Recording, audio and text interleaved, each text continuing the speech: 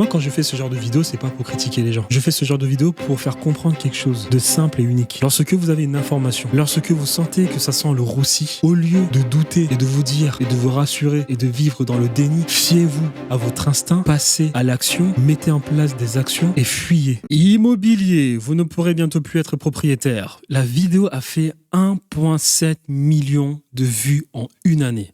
Et on va réagir à cette vidéo. Parce que, encore une fois, je trouve cela exceptionnel, à quel point les gens n'ont aucun instinct de survie. Vous avez sur Internet des entrepreneurs qui font beaucoup d'argent et qui vous expliquent comment on fait de l'immobilier aujourd'hui. Vous avez des personnes qui vous expliquent que l'immobilier a beaucoup changé. Vous avez la classe moyenne, vous avez des parents qui disent à des enfants, dès que tu fais un peu d'argent,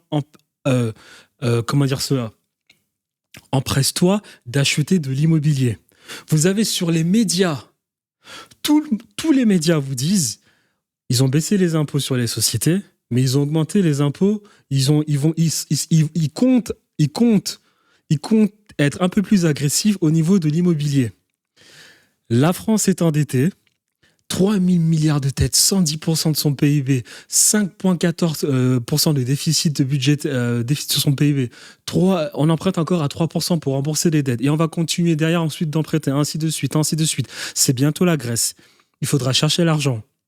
Et 60% de l'argent des Français dans l'immobilier. Après tout cela, il y a encore des gens qui font des crédits personnels pour s'acheter un bien immobilier. Et cette vidéo, je pense qu'elle va être intéressante à regarder. Allons-y. On a bourré le crâne du français moyen avec des promesses de pavillon avec jardin. Terminé, la fête est finie. Le logement individuel devrait bientôt être réservé à l'apanage de quelques-uns. Vous tous, ceux qui sont propriétaires, soit d'un appartement, soit évidemment d'une maison avec un jardin. J'ai payé, j'ai fait un crédit, j'ai fait un emprunt. Ça ne vous appartient plus. Alors déjà, premier disclaimer. Parce que le problème des gens. Moi, je suis pas un mec qui a plein de culture. Tu vois, je suis quelqu'un de normal. Cependant, j'ai l'esprit critique. Lorsque je m'intéresse à quelque chose, il faut que je comprenne la chose parfaitement. Le narratif de l'immobilier. Est-ce que vous savez pourquoi on a créé l'immobilier ? Est-ce que vous comprenez le narratif de l'immobilier ? L'immobilier n'a pas été créé pour que vous ayez un joli appartement et que vous vous sentiez chez vous. L'immobilier, si vous comprenez bien le capitalisme, a été créé pour que les banques s'en mettent plein les poches à travers le business du taux d'intérêt. Et après, vous êtes surpris, vous avez insulté Macron de connard parce qu'on est en train de chercher votre argent dans l'immobilier. Comme si l'État allait se gêner. Je comprends pas. On m'a dit que c'était mon appartement. Tu vas voir. Et le pire, c'est que ça passe à la télé, ça passe dans les médias, les influenceurs en parlent, les influenceurs immobiliers, les entrepreneurs en parlent, il y a des gens qui vous préviennent, les économistes en parlent, tout le monde en parle. Et toi, tu vas encore douter. Il y a des économistes qui vous disent que l'euro, c'est mort. Il y a des économistes qui vous disent que la situation de la France est de plus en plus dangereuse. Et toi, qu'est-ce que tu fais ? Tu hésites à enlever ton argent des banques. Et après, tu vas insulter Macron et tu vas vouloir mettre Marine Le Pen au pouvoir comme si elle allait changer les choses. Tu vas t'empresser d'insulter Macron en disant que c'est lui le problème. Quelque part, c'est pas un peu toi le problème ? Avec toutes les alertes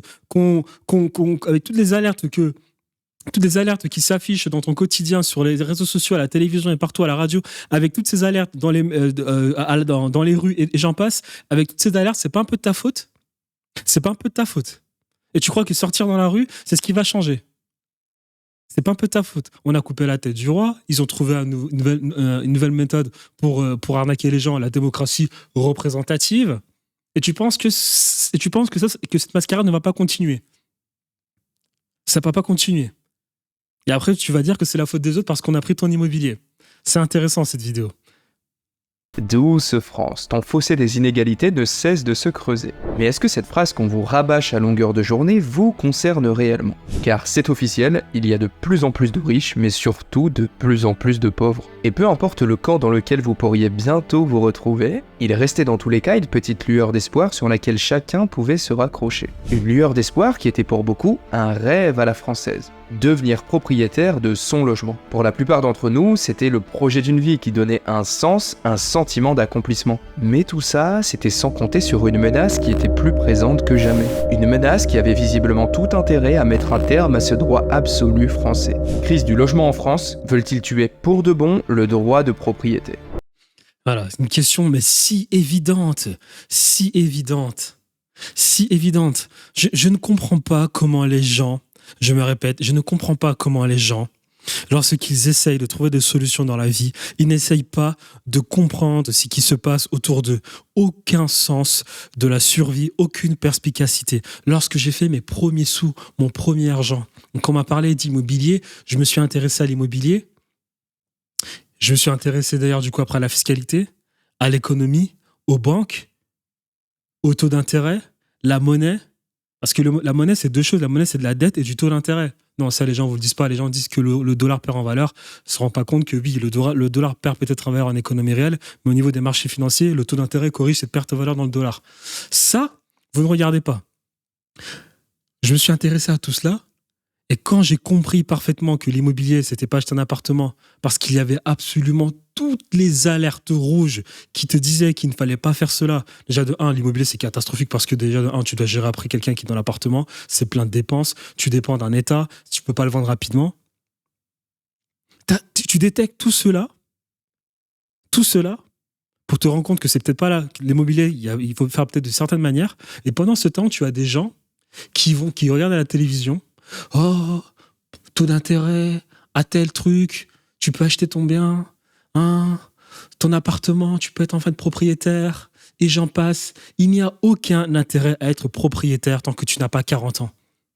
Si ce n'est pour faire du business avec de l'immobilier, c'est-à-dire acheter des appartements, hein, et juste sur le taux d'intérêt, juste sur la valorisation de ces biens, il n'y a aucun intérêt pour être propriétaire à 40 ans. Aucun. Mais bon. On va encore dire que c'est la faute de Macron. Une liberté économique qui tourne à l'orange et des prélèvements obligatoires encore et toujours plus nombreux. Telle est la devise de notre pays, champion assumé en la matière. On est, avec le Danemark, le pays d'Europe qui fait payer le plus d'impôts. Cette armada de taxes et d'impôts représente en fait presque la moitié de notre PIB. Bien entendu, on justifie tout ça en grande partie à cause de la redistribution sociale. Prendre à ceux qui ont pour donner à ceux qui n'ont pas. Mais contrairement à Robin des Bois, ceux qui n'ont qu'un peu seront prélevés aussi. Bref, que vous soyez d'accord ou non avec cette vision économique, qui nous montre par ailleurs que notre chef d'État est très loin d'être libéral comme on le crie parfois, cela ne changera rien. Puisque chaque année, la moitié de notre richesse nationale serait ainsi redistribuée. Mais pourquoi est-ce que c'est important de vous dévoiler tout ça ? Déjà, ce qu'il faut savoir, c'est que le nombre de propriétaires en France n'a jamais été aussi élevé. D'abord, les ménages à revenus modestes et intermédiaires.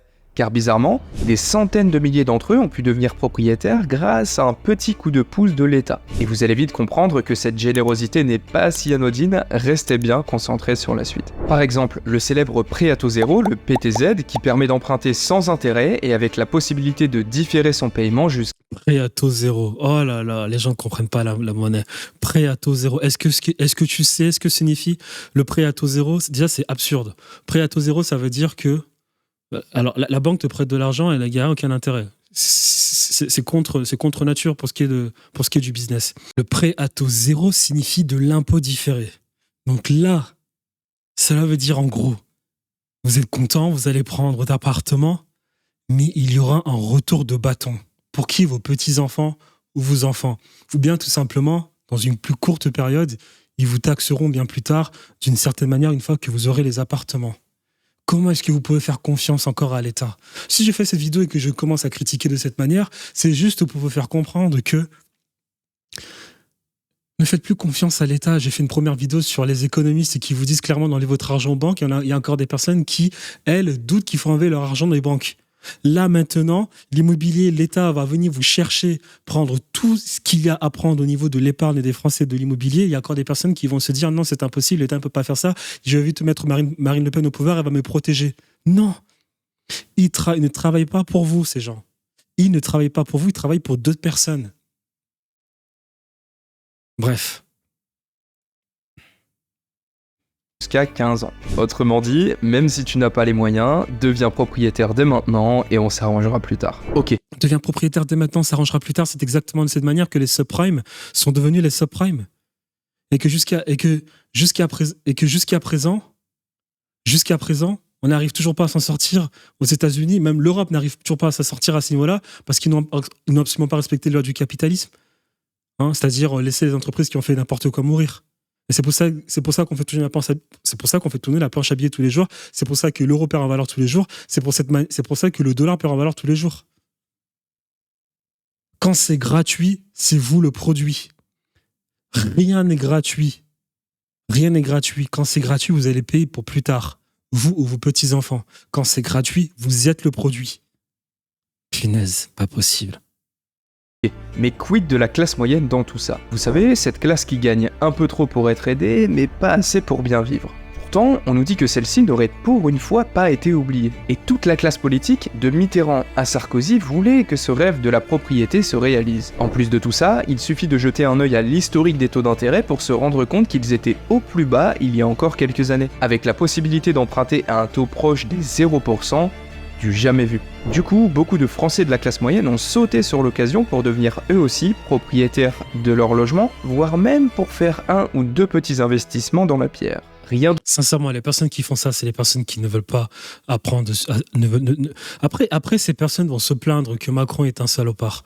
Comment est-ce que tu peux t'empresser d'acheter de l'immobilier parce que le taux d'intérêt a baissé quand tu ne comprends, quand tu sais pertinemment, ou bien, même si t'es pas au courant, je pense qu'il y a quelqu'un quand même qui te l'a dit, quand pertinemment la situation économique de la France va mal, le PIB de la France va mal. Quand le PIB de la France va mal, la France peut moins lever de la dette. Quand la France peut moins lever de la dette, il faudra quand même qu'elle rembourse les dettes intérieures. Il faudra qu'elle aille chercher cet argent pour rembourser ces personnes. Qu'est-ce que la France va faire? L'État français va faire? Il va vendre tout ce qu'il possède encore comme patrimoine, comme peut-être la Tour Eiffel. Mais une chose est sûre, c'est qu'il va aller chercher votre argent. Après, vous allez vous plaindre. Que tout va mal pour vous. Comme j'ai fait une vidéo juste avant, comme une personne qui appelle Cyril Hanouna et Marc Toiti pour dire qu'elle a fait 8 ans d'études et que ce n'est pas normal, qu'elle a réussi à peine à vivre. Après, vous allez vous plaindre. Alors qu'il y a des signaux tous les jours qui vous disent de ne pas faire cette erreur. Taux d'intérêt à 0, c'est la pire des choses à faire. Le taux d'intérêt à 0, c'est que tu es en train de défier les lois du capitalisme. C'est qu'il y a forcément un loup derrière. Mais non, tu t'empresses à vite acheter ton bien immobilier et après, quand l'État viendrait te chercher plus tard, tu vas te dire « Putain, on m'a tout dépouillé, je ne comprends pas. Qu'est-ce qu'il faut faire ?» Ce qu'il faut faire, c'est qu'il faut s'informer. Moi, je l'ai dit, pour avoir une belle vie dans la vie, il faut tout le temps s'informer, tout le temps avoir l'esprit critique et ensuite implémenter, exécuter ce qu'on a pu apprendre. Non, 90% des Français ne font pas ça et après, ils vont se plaindre, ils vont dire que le ciel me tombe sur la tête. Le ciel te tombe sur la tête, je suis désolé, il y avait plein d'alertes et qu'au final, t'as pas à te plaindre. Punaise. De mieux pour préparer la retraite, nous a-t-on dit. Bref, pour résumer, l'accession à la propriété avait le vent en poupe. Mais sans vouloir crier au loup, ne pourrait-on pas s'interroger sur la volonté de l'État à faciliter l'accès à la propriété pour tous? Que l'on fasse de la France un pays de propriétaires. Car contrairement à ce que l'on vous matraque à longueur de journée, que l'on fasse de la France un pays de propriétaires. Et quand vous savez pertinemment que la France, 60% de la dette française est détenue par certains marchés financiers, on ne sait pas exactement qui, mais on peut être sûr que BlackRock détient pas mal de la dette financière. Hollande a fait un discours, ça peut paraître rigolo, mais Hollande a fait un discours, il avait dit durant les élections que le monde de la finance est un monde cancérigène et qui détruit la France.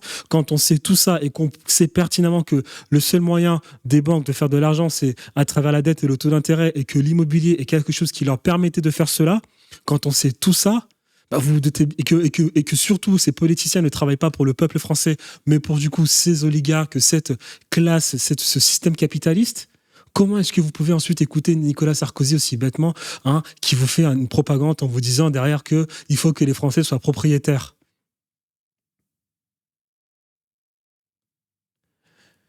En soi, quand je dis cela, j'essaie juste de faire comprendre que quand vous analysez la situation d'un pays et son État, si vous remarquez que le pacte de confiance profond entre l'État et le peuple a été rompu, ne faites plus confiance à ce que vous voyez tous les jours dans les médias. Le pacte de confiance a été rompu. Allez, en France, De Gaulle, Giscard, on va dire ça va, Pompidou.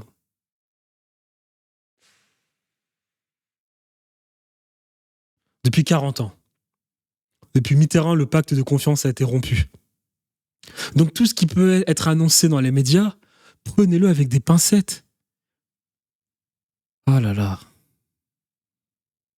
Mais cela n'est peut-être pas forcément une bonne nouvelle. Il suffit d'ailleurs de regarder ce graphique de plus près pour se rendre compte que les pays d'Europe avec le taux de propriétaires le plus élevé sont la Roumanie, la Pologne ou l'Espagne, alors que des pays comme l'Allemagne ou la Suisse sont loin derrière. Mais après tout, si tout ça n'était qu'une suite logique pour les Français, car comme vous allez le voir dans un petit instant, un cataclysme semble se préparer depuis bien longtemps. Mais juste avant, faisons un petit bond en arrière pour arriver jusqu'en 1804. À l'époque, un certain Napoléon Bonaparte promulgue ce qu'il appellera le Code civil. Cet ensemble de lois, il est très important car il détermine le statut des Français et de leur propriété privée. Et à l'article 544, on peut même y lire ceci. La propriété est le droit de jouir et de disposer des choses de la manière la plus absolue. Sur le papier, chaque propriétaire aurait donc pleine maîtrise de ses biens et il serait le seul à l'avoir. Sauf qu'en 2023, notre cher gouvernement sait lire parfaitement entre les lignes. Et il a décidé depuis quelques temps de s'appuyer sur la deuxième partie de cet article que nous n'avions pas totalement terminé, qui nous dit que ce droit de propriété absolue ne doit pas aller à l'encontre de l'usage prohibé par les lois ou par les règlements. Ah, comme c'est bizarre, car maintenant que presque 60% des ménages ont eu accès à la propriété en France, il faudrait probablement en tirer quelque chose. Bon, c'est bien connu qu'à l'inverse de certains prédécesseurs, notre président ne porte pas dans son cœur la France des propriétaires. Et c'est une chance pour lui, car quand on y réfléchit bien, l'immobilier, c'est l'une des choses les plus faciles à taxer. Personne ne peut vraiment cacher sa maison, et surtout, on ne peut pas la mettre dans une mallette pour s'enfuir à l'étranger avec. Au final, vous vous retrouvez donc avec deux options. Soit vous décidez de vous soumettre à l'ensemble des impôts et de l'inflation réglementaire, soit vous ne le faites pas et décidez de vendre votre bien. Mais au final, cela importe peu pour l'État, qui trouvera remplaçant dans votre acheteur et qui n'oubliera pas de se servir une belle part du gâteau lors de la transaction. 80% des frais d'acquisition, sans parler de la taxe sur la plus-value. Bref, vous commencez à comprendre. Et c'est bien parce que les recettes fiscales liées au logement représentent plus de 80 milliards d'euros par an que le gouvernement a décidé de mettre son nez partout, avec des taxes en tout genre qui ne cessent d'augmenter, ou des dizaines de lois qui nous contraignent encore et toujours plus. Le pire, c'est qu'il est en train de dire tout cela. Il est en train de dire tout cela. Il y a des gens sur Internet qui vous disent n'investissez plus dans l'immobilier comme on le faisait excusez-moi. N'investissez plus dans l'immobilier comme on le faisait avant, à l'époque de vos parents. Faites attention. L'État va venir chercher votre argent, va venir vous chercher votre épargne. Il y a quand même des personnes qui vont s'empresser d'aller faire un crédit pour acheter leurs biens immobiliers. Il y a quand même des personnes qui vont le faire. Faudra pas pleurer après. Certaines sont d'ailleurs très controversées, voire totalement insensées. Et comme on dit que plus c'est gros, plus ça passe, vous pouvez désormais être taxé sur votre véranda ou votre abri de jardin. Ils taxent même déjà les piscines, pour te dire. Mais d'une manière plus dramatique, on pense aussi aux réglementations un peu plus sensibles, comme celle sur l'héritage, avec des personnes qui se retrouvent à perdre bien plus qu'elles ne gagnent. Alors il faut savoir que votre fille est ce qu'on appelle une petite nièce. Alors au niveau fiscal, elle est taxée au taux de 55%. C'est-à-dire qu'en quelque sorte, le premier héritier de cette succession, ça n'est pas votre fille, c'est l'État. Pourquoi 55% en fait ? Devant Julie, Maître Soudet se livre à un rapide calcul. On arrive à un total à peu près, donc à la louche, de 235 000 euros. Ça veut dire qu'il nous faut prévoir à peu près 130 000 euros d'impôts à verser à l'État. Moi, je vais vous le dire une chose, les amis. Excusez-moi, je coupe. Je vais me répéter. Je l'ai déjà dit dans une précédente vidéo. Et je vais le répéter autant de fois que possible. Beaucoup de Français à qui on a vendu le narratif de la démocratie disent « Oh, nos impôts, l'État fait n'importe quoi avec nos impôts. » D'un point de vue philosophique, pour l'État, c'est ses impôts. La France est un pays chrétien. Pas de judéen, la France est chrétienne. Chrétienne catholique de par son histoire. Gréco-germaine, gréco-romano-germaine. Je ne saurais dire. Chrétienne. Et même si beaucoup de gens sont laïcs en France, tout le monde connaît Jésus-Christ. Le Jésus-Christ est l'homme le plus connu de tous les temps, en Occident et dans le monde. La Bible est le livre le plus acheté, le plus vendu de tous les temps. Et on a posé la question à Jésus-Christ quand on a voulu le piéger sur la souveraineté de César. On lui a dit, à qui appartient cette pièce d'or? Jésus-Christ a dit, rendez à César ce qui est à César. Et je l'ai dit dans une précédente vidéo, moi, un de mes films préférés, voire même mon film préféré, c'est Astérix et Obélix, je crois, en 98. Et il y a une scène toute bête où César est content et dit « Ah, ces Gaulois, ils vont payer mes impôts. » C'est comme ça que pense l'État. Comment a été créées les banques? Comment a été créée la monnaie? C'est de cette manière. Il y a eu un roi qui a mis à disposition des pièces d'or et créé cette mascarade, mettre à disposition ces pièces d'or pour le peuple, en étant fier de dire que ce peuple le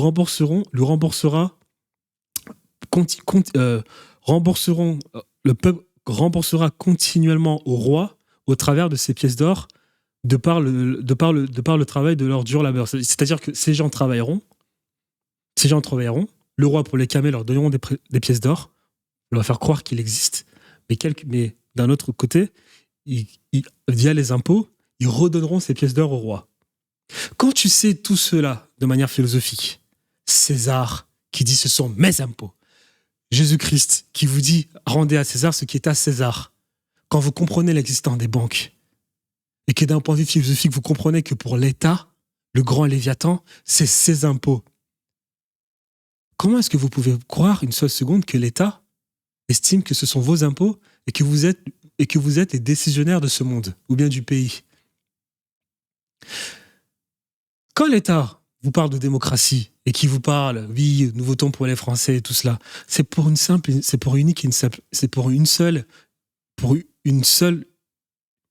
et unique raison. C'est que dans le business, la guerre, c'est pas bon pour les affaires. Quand moi je veux m'enrichir, la guerre, c'est pas bon. On a coupé la tête du roi, on a trouvé la démocratie représentative pour calmer les choses, pour pas que le peuple s'énerve encore, et que du coup le business se fait correctement sans guerre. C'est comme ça que pense l'État. Donc il vous crée ce narratif en vous parlant de démocratie représentative, il vous crée ce narratif en disant que ce sont vos impôts, il vous crée ce narratif en vous disant que vous êtes le peuple et que vous comptez. Mais dites-vous que déjà des personnes normales qui gagnent déjà plus de 8 000 €, quand elles sortent dans la rue, elles n'ont pas envie de se mélanger avec certaines personnes qu'elles appellent la populace. Imaginez comment pensent les gens qui sont tout en haut de l'échelle. Comment ils pensent vis-à-vis du peuple. Vous avez vu aujourd'hui le président du Sénat à la télévision? Le peuple a voté LFI je ne sais quoi. Le président du Sénat qui n'est élu absolument pas par le peuple. Ce n'est pas un vote direct. C'est comme ça que ça s'appelle. C'est des députés normalement qui votent pour les sénateurs. Les sénateurs, excusez-moi. Et ce mec, qui n'a pas été élu par le peuple, dit, il s'appelle Larcher, c'est ça? Gérard Larcher, c'est ça? Dit carrément à la radio, écoutez, je m'opposerai si si LFI ou le Front Populaire dirigera la France. Je m'opposerai. Et qu'est-ce qu'il dit derrière? C'est la volonté profonde des Français. Ça veut dire quoi, volonté profonde des Français? Qu'est-ce que signifie le mot profonde? Profond. Profond signifie pas le peuple, signifie cette caste. Le peuple a voté LFI, mais lui, non. Je m'oppose. C'est comme ça qu'ils pensent ces gens. Donc quand vous acceptez cela, et je l'ai dit dans une dernière vidéo, le passeport, c'est pas le vôtre. Il y a écrit quelque part sur le passeport que ça appartient à l'État et qu'il peut le récupérer quand il le veut. Est-ce que vous avez déjà remarqué que lorsque quelqu'un, un fou, commet un meurtre ou bien fait un truc horrible, je ne sais pas, peut-être vis-à-vis d'un enfant ou un viol ou je ne sais quoi, fait un truc horrible, il prend un certain nombre d'années de prison, 2, 3 ans, comme peut-être le mec qui derrière avait gagné le jeu sur TF1 à midi, il prend 3-4 ans de prison, et que derrière vous avez quelqu'un qui a peut-être essayé de voler une banque, donc la propriété de l'État, ce qu'il imprime son argent et qui lui derrière prend x10, x15 de 4 ans, quand vous remarquez, quand vous analysez tout cela, César, Jésus-Christ, le président du Sénat qui n'est pas d'accord avec ce que le peuple a voté, Emmanuel Macron qui fait que retarder les chances alors que le peuple a voté LFI, quelqu'un qui vole la banque prend 15 ans, quelqu'un qui fait quelque chose d'horrible vis-à-vis d'un enfant prend 4 ans. Quand vous remarquez tout cela, comment est-ce que vous pouvez penser que le peuple pense que ce sont vos impôts? Comment vous pouvez penser une seule seconde que le peuple vous estime? Si vous êtes capable d'accepter cela, la dynamique, votre manière de traiter l'argent va être totalement différente. Totalement différent. La manière dont vous allez gagner votre argent, la manière dont vous allez investir votre argent, la manière dont vous allez protéger votre argent, vous allez faire les choses de manière différente. Et là, vous allez comprendre ce qu'on appelle le concept d'antifragilité. C'est-à-dire comprendre qu'à tout moment, l'État peut confisquer tout ce que j'ai gagné au travers de la sueur de mon front. Là, les choses vont changer. Et ça, les Français n'ont pas compris. Bon, on va dire que je suis un fou. Hein, on va dire dans les commentaires que qu'est-ce qu'il raconte, qu'il a l'air des livres de philosophie. D'accord. C'est pas grave. Moi, en tout cas, je sais que j'ai l'esprit critique. Et j'ai l'instinct de survie. Elle a rien à elle. Donc on en arrive à ce que vient de dire le mec. Le principal héritier, c'est l'État. C'est pas sa fille. En tout cas. Il va falloir vendre la maison pour pouvoir payer l'impôt. Bon, au final, jusque-là, rien de vraiment nouveau. Sauf que dernièrement, quelque chose est venu donner un coup de pied dans la fourmilière. L'inflation record que nous subissons. Les conséquences, vous les connaissez tous maintenant. L'accès au crédit est de plus en plus difficile, les taux d'intérêt sur les emprunts continuent d'augmenter de manière drastique et les banques n'ont plus envie de vous prêter de l'argent. En fait, même certains dossiers pourtant très bons n'arrivent plus à passer car les banques ont tout bonnement fermé le robinet du crédit immobilier. C'est simple, un dossier sur 2 est actuellement refusé. Pour en savoir plus, on vous renvoie sur ce petit reportage de notre chaîne. Mais voilà, on peut le dire officiellement, le marché de l'immobilier est en berne. Et tout ça, c'est venu fragiliser un secteur qui portait déjà les stigmates du passé. Pour illustrer tout ça, prenons ces quelques chiffres. Le secteur de l'immobilier se retrouve dans la tourmente. Tous les indicateurs virent au rouge. Entre le coût des matériaux qui a explosé et les nouvelles exigences environnementales imposées, les projets de logements neufs marquent le pas. Les ventes de maisons individuelles ont plongé de 38% entre fin 2021 et fin 2022. La construction de logements sociaux connaît également un coup de frein. L'immobilier est en pleine crise de l'offre et de la demande. Professionnels du secteur et patrons tirent le signal d'alarme. Une chute des ventes et de la construction. Et sur ce point-là, il faut rappeler une chose essentielle. Construire un logement, qu'il s'agisse d'une maison ou d'un immeuble, prend plusieurs mois, voire plusieurs années. Du coup, il y a toujours un décalage entre le moment où la construction a démarré et la réalité économique à l'instant T. Sauf qu'en 2023, nous traversons une crise sociale et économique inédite. Ce qui fait qu'aujourd'hui, soit les Français n'ont plus envie d'acheter, soit ils n'en ont tout simplement plus les moyens. Et je pense que c'est la deuxième option, hein, vu que les Français sont assez naïfs pour croire que acheter un bien immobilier à 0% de taux d'intérêt, c'est une bonne affaire. Hein. Et pour être franc, beaucoup d'observateurs misent plutôt là-dessus. Résultat, le pays s'est retrouvé dernièrement avec des dizaines de milliers de logements neufs invendus sur les bras. Mais en avril dernier, un coup de tonnerre politique a retenti, puisque notre chère première ministre a pris une nouvelle décision très contestée. Acheter 17 000 de ces logements neufs invendus en sortant bien sûr le chéquier français pour y écrire la somme astronomique de 3,5 milliards d'euros. Alors dit comme ça, vous pensez peut-être que cela ne vous affecte point. Vous pensez peut-être que cela n'est pas si important et que cet argent au final, ce n'est pas vraiment le vôtre. Si c'est le cas, alors tenez-vous bien. Mais juste avant, sachez qu'une vidéo comme celle-ci nous demande au minimum 20 heures de temps le bout, comme en certaines manières des acheteurs. Félicitations.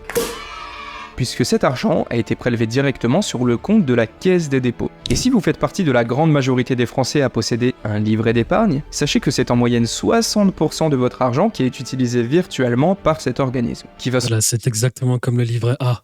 Hein. Il y a encore des Français qui possèdent des livrets A. Le livret A qui est constitué que de merde, des bons du Trésor français, des ETF pour faire la guerre, parce que des ETF, oui, pour financer les guerres, Ukraine et j'en passe. Et les gens ne sont pas assez curieux pour savoir ce qu'un livret A. Ils ne sont pas assez curieux. Hein. Non. Voilà. On n'a aucune curiosité, on n'essaie pas de comprendre les choses, on n'essaie pas de s'informer. Et après, dès que c'est la merde et que derrière, on se rend compte que notre argent perd en valeur tous les jours, on se plaint, on dit que c'est inacceptable et que c'est la faute de Macron. Ah oui, la vie est toujours plus facile lorsque c'est la faute des autres. L'inflation, on nous annonce une inflation à 3-4%, je ne sais combien de pourcents en France et aux États-Unis, alors que lorsque tu vas à la caisse, tu vois bien que l'inflation, c'est minimum x4. Bien évidemment. Et que d'ailleurs, le livret A, lui, l'inflation, peut-être qu'elle est, à 8, le livret A te ramène du 2%. Donc, en gros, ton argent perd en valeur tous les jours. Il y a des gens qui, derrière, ne se remettent pas en question et qui ne décident absolument pas d'enlever leur argent de ce livret A. Non. On a interdit aux banques de donner la possibilité à des particuliers, à des gens d'investir dans des pays qui se portent mieux. Et vous sentez pas le loup. Non. Vous sentez pas le loup. Après, vous allez dire que c'est la faute de l'État. C'est toujours la faute de l'État, c'est toujours la faute de Macron. C'est toujours la faute de Macron. S'en servir principalement pour construire et rénover des logements sociaux, ou alors de manière exceptionnelle, pour acheter comme ici des logements. Alors bien sûr, ce prélèvement de l'État n'est pas réellement déduit sur votre compte bancaire, mais d'une manière économique, il existe bel et bien, que vous le sachiez ou non. Autrement dit, même votre épargne, que vous pensiez bien aux choses, sert les intérêts économiques de l'État. Et comme les Français n'ont pas voulu acheter d'eux-mêmes ce qu'on leur a construit, on ne leur a finalement pas laissé le choix. Bon, il est bien sûr normal de contribuer à son échelle au développement de notre pays, mais une fois de plus, de nombreux dossiers controversés nous poussent à nous méfier de ce que l'on nous dit. En fait, c'est toute la confiance des Français envers nos dirigeants qui n'a jamais été aussi faible. Et c'est peut-être pour ça au final que cette crise immobilière a sans doute du bon. Elle a peut-être du bon car elle est venue totalement rebattre les cartes et les plans de certains. Elle a peut-être du bon car elle a permis de dévoiler plus rapidement que prévu ce qui nous attendait sur les prochaines années. Nous devons désormais l'affirmer de façon claire. Le modèle à l'ancienne du pavillon avec jardin dont on peut faire le tour n'est plus soutenable et nous mène à une impasse. Comme vous le voyez, cette déclaration de la ministre du Logement avait fait couler beaucoup d'encre. Et face au tollé médiatique et aux révélations sur son patrimoine, sa vidéo avait été immédiatement retirée. Mais ce qu'il est important de noter, c'est que selon elle, et donc d'une certaine manière selon le gouvernement, le futur serait soi-disant au logement collectif, ce que Madame Wargon surnomme les villes à l'intensité heureuse. Intensité, synonyme de densité, bon. Nous devons rechercher cette intensité heureuse, une densité d'habitat qui crée des quartiers dynamiques, vivants et chaleureux. Vous ne posséderez rien et vous serez heureux. Klaus Schwab. Qu'une ministre du Logement qui démolit le rêve de 75% des Français, c'est-à-dire avoir une maison individuelle, eh bien ce n'est pas banal. Emmanuelle Wargon a affirmé que la construction de maisons individuelles est un non-sens écologique, économique et social, ajoutant, je cite toujours, que l'idéal des... On va vous paxer comme des rats. Et ce sera encore la faute du gouvernement. Parce que vous ne souhaitez pas vous informer. Ou bien parce que vous vous informez et que vous n'implémentez pas, vous n'exécutez pas derrière ce que vous avez appris. Ce sera la faute de Macron. Ce sera la faute de l'État. L'État vous a trahi. Vous êtes encore surpris que l'État vous trahit.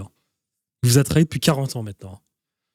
Les Français, ce rêve construit pour eux dans les années 70 n'est plus tenable. Autrement dit, on a bourré le crâne du Français moyen avec des promesses de pavillon avec jardin. Terminé, la fête est finie. Pour nos abonnés qui ont moins de 60 ans, vous n'y verrez peut-être là que nouveauté. Pour nos anciens, on peut presque s'imaginer une ressemblance avec ce que l'on appelait à l'époque les grands ensembles. Et partout vous survolerez des villes dans le genre de celle-ci. On les appelle les grands ensembles. Voici donc une ville toute neuve en train de naître. Toute neuve à l'exception d'un petit îlot que vous allez découvrir. Des maisons qui étaient noyées dans la plaine autrefois et qui sont maintenant noyées dans l'ensemble des bâtiments. Ce qui me déplaît le plus, c'est certainement l'architecture, voyez-vous. Tous ces gros cubes entassés les uns à côté des autres, ça me fait peur. C'est pas joli. On était tellement habitués aux petites maisons, voyez-vous, avec des cheminées, avec des volets. Quand on arrive ici, on voit ça vous effraie, ça vous écrase totalement. Vous savez, il y a quelque chose que j'ai vu récemment sur Internet qui était intéressant, c'est les Américains qui en parlaient et qui disaient « N'avez-vous pas remarqué à quel point ils font en sorte de détruire votre pays pour qu'inconsciemment vous vous mettez à détester votre pays et que vous ayez de moins en moins le sentiment de combativité pour aller vous battre lorsque l'État fait n'importe quoi avec votre pays. À l'époque, en Europe, on avait une très belle architecture, un très beau immobilier, de belles statues, et j'en passe. L'Europe était tellement belle. Et maintenant, ils sont en train de construire des sortes de prisons en pleine ville qu'ils appellent immobilier. Ils rendent votre ville davantage laide pour que vous vous sentiez davantage triste. Ils mettent en place la mondialisation et que d'ailleurs, votre niveau de dépression ne fait que s'accentuer. Je ne comprends pas et je ne comprendrai jamais à quel point les gens sont ébahis par New York. New York est laid. De grands buildings capitalistes. C'est quoi? C'est beau ça? Souvenez-vous de l'Europe à l'époque. Ces belles maisonnettes. Comment tout était beau. Cette culture. Et visiblement ça marche, hein. Ça marche. Ils construisent des immeubles. Ils vont faire le business du taux d'intérêt. Les banques vont essayer de s'en sortir parce que même les banques sont en faillite aujourd'hui à cause de l'État. Hein. La monnaie qui a été détruite, le taux d'intérêt à 0%, donc la banque qui ne fait pas d'argent au final. Hein. Ils font bien les choses finalement. Ils s'en sortent très bien pour que les gens se sentent de plus en plus tristes et détestent davantage leur pays. C'est une remarque que j'ai faite et qu'au final, lorsque tu regardes ces vidéos, tu te rends compte qu'au final, c'est pas si faux que ça, quoi. Quand on y pense, c'est pas si con que ça, en tout cas. Encore une fois, le temps passe, mais l'histoire se répète. Sauf que la particularité ici, c'est que cela pourrait être bel et bien la dernière fois. Car il y a quelques semaines, un plan un peu étrange a été annoncé par le gouvernement. Un plan qui aurait pour soi-disant but de désamorcer la bombe sociale que constitue la crise du logement. Sur le papier, on nous dit que son objectif serait de favoriser l'accession à la propriété et à la location. C'est génial. Mais quand on y regarde de plus près, on peut sentir que quelque chose ne tourne pas rond. Vous vous rappelez du fameux prêt à taux zéro que nous avions vu tout à l'heure? Eh bien, il est maintenu jusqu'en 2027, mais à une petite condition. Aussi, le prochain projet de loi de finances proposera un nouveau prêt à taux zéro jusqu'en 2027. Il sera recentré sur les logements collectifs neufs en zone tendue et sur l'ancien sous condition de rénovation dans les zones détendues. Recentré sur les logements à condition qu'ils soient neufs, en collectif et dans les zones tendues. Pour le dire plus simplement, on tire un trait définitif sur la petite maison de campagne avec son bout de jardin. Car officiellement, on justifie la maison individuelle comme une aberration économique et écologique. Une aberration économique et écologique. Une aberration économique et écologique. Voilà. Et c'est quand même incroyable qu'il y ait, il y a des gens qui disent être plus heureux en étant dans un appartement que dans une belle maisonnette. Ça marche leur plan, hein. Ils font bien les choses. Ils font bien les choses. Officieusement, on se doute aussi que l'État n'y trouvait plus aucun intérêt. Mais rassurez-vous, on vous récompensera avec un joli prêt à taux zéro si vous décidez de vivre dans un bon gros bâtiment. Voilà, exactement ce que je racontais. Ces genres de bâtiments, on les voit à Hong Kong, on les voit dans certains pays de l'Est, on les voit à New York. Je vois des gens à New York qui sont comme ça. Ah, New York, qu'est-ce que c'est? Ça, c'est beau, ça? C'est beau, ça? Putain. Bâtiment urbain entouré d'autres constructions. Alors sur le papier, une grande... On va vous paxer comme des rats. Et vous serez heureux. La majorité des Français y sont bien entendu opposés. C'est surtout les Français en fait qui n'ont pas dit leur dernier mot et que nos dirigeants ils vont pas pouvoir continuer longtemps à amener une politique du logement qui va à l'encontre de ce qu'on veulent leurs concitoyens. Dieu merci, heureusement que les Français ne sont pas d'accord avec ces grandes mascarades. Il y a 58% des Français qui vivent dans une maison individuelle et il y en a 75% qui voudraient une maison individuelle. Donc une fois qu'on a dit ça, je pense qu'il y a des réalités qui s'imposent. Des réalités qui s'imposent. Mais en parlant de ça fait plaisir ce qu'il vient de dire, mais on va voir comment l'État va essayer de tourner la chose. Hein, comme il va faire en sorte de ne pas vous donner le choix. Il va encore vous dire on va taxer peut-être les maisonnettes un peu plus que les appartements. Je sais pas, ils vont encore nous trouver une sorte d'arnaque.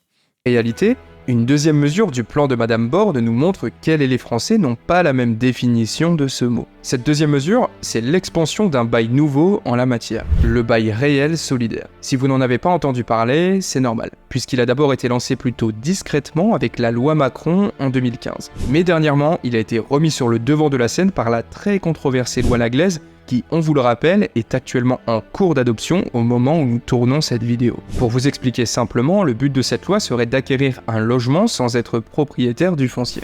On achèterait le bâti, les murs de la maison, mais pas le terrain, qui lui aurait vocation à devenir public, nationalisé. Le terrain serait donc en dehors du marché, ce ne serait plus un bien comme un autre. Je crois que ça a déjà été mis en Angleterre, ça. Hein. Ah là là, ils vont vous dépouiller. jusqu'à la moelle épinière. Ils vont dépouiller les Français. Vous ne posséderez rien et vous serez heureux. Quant aux ménages, eh bien, ils seraient propriétaires de leur maison et locataires de leur terrain avec quand même un bail d'assez longue durée, de 40 à 99 ans rechargeable, pour leur offrir une certaine sécurité juridique. Pour faire simple, vous devenez propriétaire de votre maison, mais pas du terrain. Pour faire encore plus simple, l'État devient d'une certaine manière votre colocataire. Et vous devrez lui payer, même en étant propriétaire. L'État était colocataire des terrains et des maisons depuis bien longtemps. Ça ne commence pas que maintenant avec cette nouvelle loi. L'État a toujours été un colocataire de votre appartement. Vous n'avez jamais été propriétaire de votre appartement. Jamais. Souvent même, on pourrait même se dire que c'est peut-être la propriété de l'État et que de travers des impôts, et qui veut bien vous laisser vivre à l'intérieur et vous faire croire que vous êtes chez vous. Mais vous n'êtes pas propriétaire d'une maison. En France et dans d'autres pays d'Europe. Avec toutes ces taxes, vous n'êtes pas propriétaire à 100%. Vous êtes toujours colocataire, vous partagez tout avec l'État. Et là, ça va s'accentuer. Ça va s'accentuer. Mais c'est pas étonnant. L'État n'a plus d'argent, il faut bien qu'il aille chercher cet argent. Il n'y a rien d'étonnant.